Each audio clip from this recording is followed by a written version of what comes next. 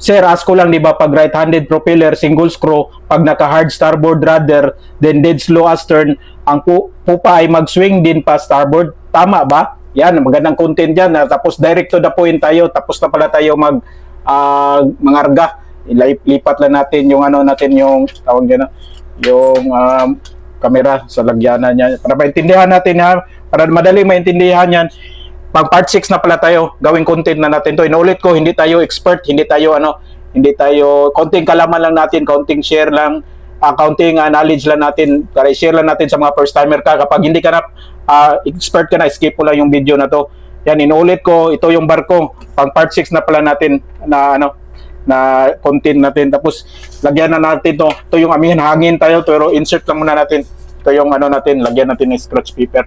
Ito yung barko natin, ito yung rudder, toothpick to, butasan ko lang. Yan, yung barko, yung propeller, nasa pupa talaga palagi yan. Pupa, tapos yung rudder, hindi ko alam kung iba-ibang karakteristik ng barko, iba-ibang diskarte din niya, yung galaw niya, yung movement niya. Hindi ko alam kung ano yung mga movement sa amin dito sa Interland, maliit na barko. Kaya ito yung sa amin, kapag yung barko, para madaling maintindihan, kapag magabante yan, yung ikot ng propeller niya, parang dito yan, clockwise ba, yung parang nasa relo mo, ganyan, papunta yan dito, yan, yung ikot ba, pag ganyan, ganyan, pag ganyan, ikot niya, clockwise yan. Kapag mag-astern naman siya, naka-midship rudder yan na opposite naman, pag ganyan, counterclockwise naman, parang sa relo, yan, dyan ang ikot direction ng propeller.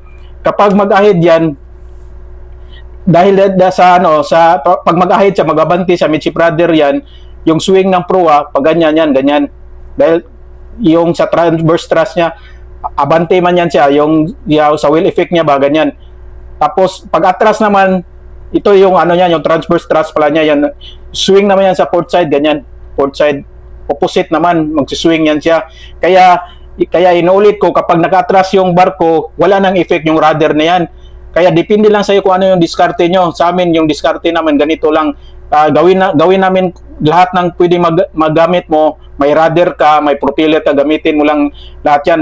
Kaya inulit ko, bakit walang ipik kapag mag-atras na barko? Ilagay mo lang dito. Kapag yung barko, patay yung speed niya, ilagay natin, what is a pivot point? I-flash ko lang yan. Tapos, pivot point of a ship. Kapag nag-stop siya, naka-flash siya na, naka-making headway o naka-making sternway. Yan. Para madali maintindihan, hawakan mo lang yung dulo ng ganito barko. Kapag ahid yan, ganyan mo yung rudder, hard starboard mo, ganyan. Yan, hard starboard. Suswing yan pag ganyan, yan. Kuha nyo. Kasi malambot siya, dito yung pivot point mo. Sa proa, hindi ko alam kung ano yung sa ano na yan, yung theoretical, hindi ko bisado. Ito yung sa actual. Malambot lang siya ba? Yan yun, hard starboard yung rudder yun, tingnan mo. Ganyanin mo, malambot. Tapos hard port mo naman, dito ganyan, malambot lang oh. Tapos kapag atras ka, midship rudder, yan, dito, hawakan mo, yan,